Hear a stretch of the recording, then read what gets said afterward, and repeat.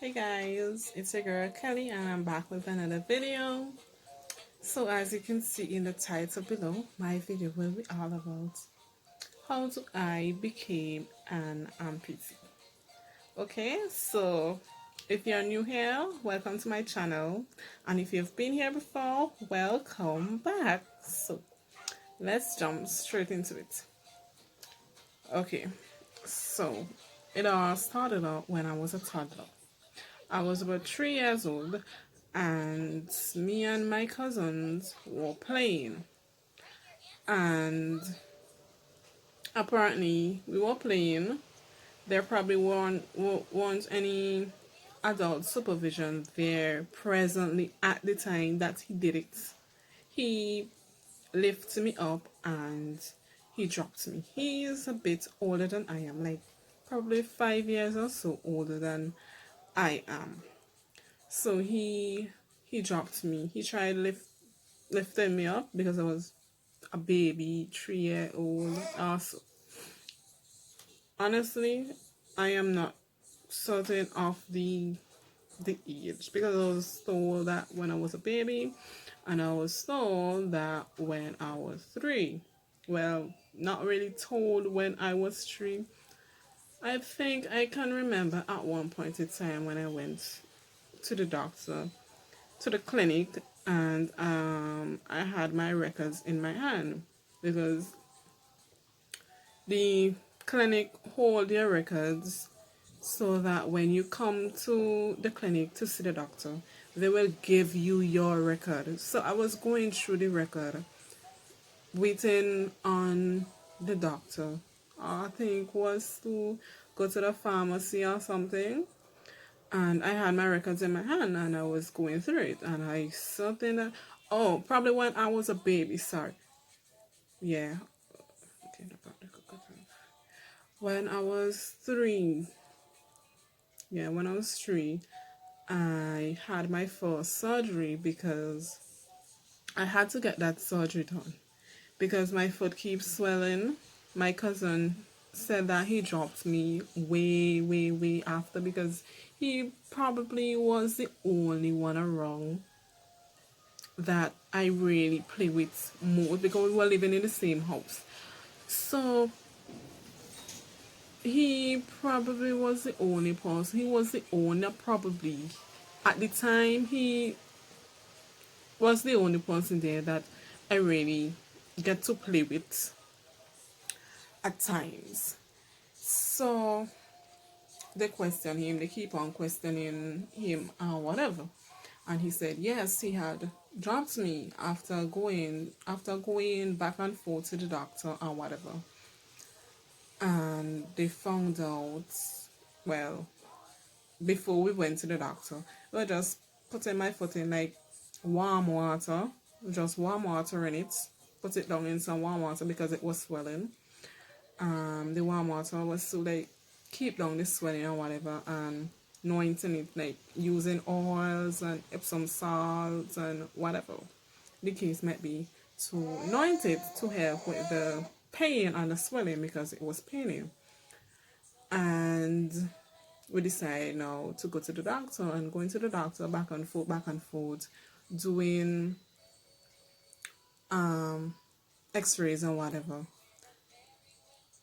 Um, they said that I had to do a surgery because they're for the length of time that we didn't know that something wrong with the foot, because at one point in time it was normal, and then it started to swell, and then it was looking normal, and then it started to swell again, then it started to hurt or whatever. We went to the doctor. We decided, okay, let's go to the doctor. And we go to the doctor a couple of months or whatever. Go to the doctor. The doctor said that they had to do surgery. We had to do surgery because there were a tissue growing on the bone. There was something growing on the bone, and they had to take it out to send away to see what's going on. And like, okay, we did it. Results come back. I'm not sure what happened. I'm sorry. And it was a second time. That was the first time. My foot started to deform. It started to get like a kind of a deformation, like, and I couldn't walk properly. I couldn't walk normal like other normal people do. I could not have done that.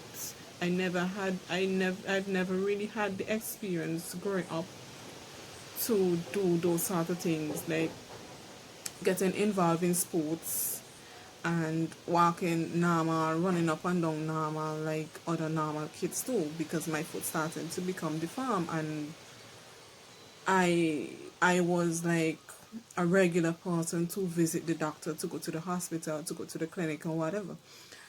And because of the deformation that started to happen with my foot. So we did another surgery again.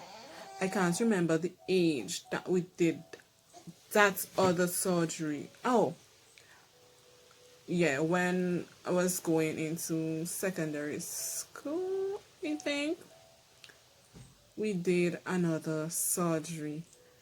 And that surgery, I could remember how it went, because I can remember a little how it went. And we did that surgery. They say that the tissue starting to grow back. I could not have walked properly, and still, however, we did another surgery to do over the process again, to cut out some sort of a tissue or whatever, because something they cut whatever was growing on the bone. They had cut it, but it had started to grow back, and they cut it and sent away the tissue or whatever on top of it to find out what it really is. And it comes back, the results come back, and they said it was a tumor. So there was a tumor growing on the bone, which causing it to become deformed. So after I started to become deformed, I didn't have an ankle at the time. I had an ankle. Well, yes, I had an ankle, but this is my foot. So this is my foot. And the foot was like lean on one side, because of this swelling. It started to swell like really, really big. And let me let me show you guys.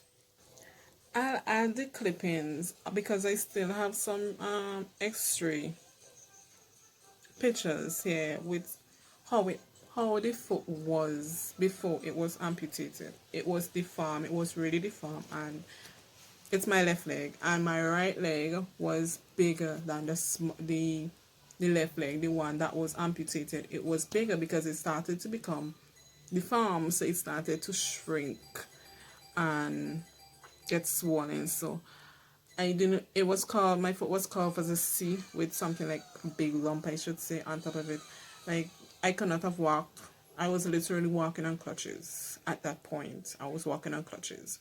Could not have wear boots, shoes, or whatever. I had to wear like slipper. I had literally had to wear like slippers. So, and I've never really had the experience either to wear boots. I had to wear slipper all the time and just keep my foot bandaged up, because the minute I get it hung down, it was swelling. It was always swelling. So fast forward around 2011, start experience more pain or whatever. Well, we were experiencing more pain before, but we are, well, it was in 2010, around 2010. We had some doctors came into the country. Every year they come, I was there to see them. So every year they come, they see things getting worse and worse. So they were like, you need to amputate the leg. The leg needs to be amputated because whatsoever is growing there, a tumor is growing on the bone and it's causing it to be deformed and it's shrinking it. And if you don't cut it, it will spread through the body and you won't make it. They were basically saying it was spread through my body and I will die. So I didn't want to hear that, but I did not want it to happen. I literally broke down after I heard that. I did not want my leg to be amputated. All kind of things was going through my head. I did not want my leg to be amputated at that time. I wasn't prepared for that. I wasn't prepared to hear that I had to amputate my leg at that time. So after they said that, we were to go back and prepare for the surgery or whatever. I could not have done it. Honestly, all sort of things were going through my head. I could not have done it at the time. So I started to cry. I cried for like 2 weeks straight. I had my phone. I had a phone. I literally torn my phone off for 2 weeks straight because that I could not have tolerate anybody calling my phone and talking about that. At the time, I could not, no words could have comforted me at the time, knowing that I had to amputate my leg. No words from anybody could have comforted me at the time. So, I turned my phone off for like 2 weeks. Okay. Turned my phone off for like 2 weeks. Everybody was just calling my mom's phone to speak with me. And I'm like, no, I don't need to speak to anyone. I am not in the mood to speak to anyone. No, it's not the time. I'm not the most happiest person on earth at the time. Eventually, I started taking calls or whatever. Spoke with siblings. My siblings, my brothers spoke with me. Uncles, aunties, or whatever. Said, okay. I started feeling better. I started overcoming it because I wasn't prepared. I said, okay, since they went back to the doctor said, okay, since you're not prepared as yet to do it, give her more time. That's what the doctor said. They will give me more time to think about it whether I want to do it or not. So okay. I had a whole year to think about it after. A whole year they gave me to think about it. Okay. Went back the other year because they come into the country every year to do those kind of things, certain things. So the other year I went back, and before that my sibling had already spoke with me. My brother had already spoke with me, comfort me or whatever. Tell me, Kelly, if you go, I will make sure you walk. That's what he told me. I felt that when he said that. I will make sure you walk. Go and do it. It's for the best. He said, I'll make sure you walk. He already spoke with me along with my other family members spoke with me. But he said, I'll make sure you walk. Go and do it. I'll make sure you walk after. I'll make sure things happen for you. I will not leave you to be sad all your life. Go and do it. It's for the best of you. I was like, I went, I do it. We signed the paper. We signed the paper to do it. It was on the 16th of February. Went into the hospital. We did it on the 16th of February. I did the amputation. The 16th of February 2011. So it's approximately 9 years now since I'm an amputee. Went into the hospital. Spent approximately like 2 weeks inside of the hospital. I went in the 16th and I came back out on the 23rd. I came back out and came back out from the hospital on the 23rd. So I spent almost 2 weeks in the hospital. And by the 4th of March, I was walking in a prosthesis. I had a prosthetic leg, thank God, thanks to my brother and other family members that helped me. I was walking on a prosthesis at the time. By the 4th of March, and I came out of hospital on the 23rd of February. Did my amputation on the 11th of February. So I was happy. My stump healed fast. So that's why, if you're wondering, that's why I end up and get a prosthesis that quick. He was working on it because he promised that he will make sure things happen for me. So he did. So yeah, that's how I became an amputee, because I was dropped on my foot and wasn't told, on my left leg, and wasn't told that I was dropped. My parents didn't know that I was dropped on my foot at the time, so it was kind of a holdback. And even though it was kind of a holdback, what is to be must be, and what have to happen. What must happen must happen. I think this happened for a reason, because probably the tumor was there at the time. The tumor probably was there before, and we didn't know, or anything like that. It probably was there. I don't know. We don't know. Only God alone can tell. But that's what happened. I was dropped on my foot. We didn't know that we had it. I had a drop on my foot. At that age, we were up and down, going to doctors, spending money, going to private doctors, district, local, all kind of doctors we were going, and we didn't find out that I was dropped until months or whatever after.